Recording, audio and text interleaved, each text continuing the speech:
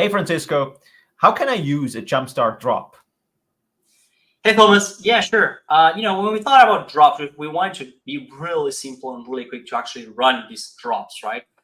So basically, I'm going to show you how to do it. So you'll go right into our Jumpstart website where we have this great universe of products, and you see Jumpstart drops here, right? So you'll just go to the gallery, and once you're inside the gallery, you can go and filter and search. And let's say you want to run, I don't know, this one from Sarah, which is how to do Arc Windows Extended Security Update dashboard. So it's a dashboard, right?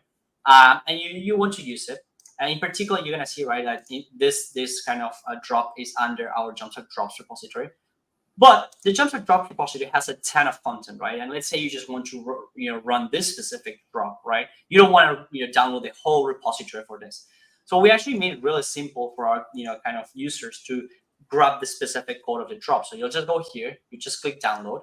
And what we're doing, it's basically we'll just prepare the download and create one zip file that has all the content that you need. So you see the high under my downloads, you're gonna see the specific folder, and if you see here in particular, you have all the kind of files that you need. Let's say this was a dashboard, right? This is a JSON file, so I just go ahead and check it, right? And you don't need to actually download and clone the whole repository. The drop kind of gallery will do it for you, right? And you'll get the kind of the files that you need in order to run it.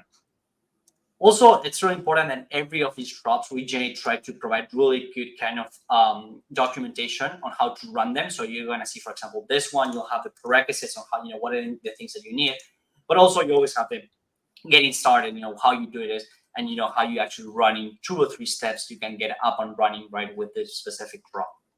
So again, really simple, really quick, right? And it will depend on the drop that you're running, but kind of the idea is always the same. You download the drop and then you follow the documentation on how to run it.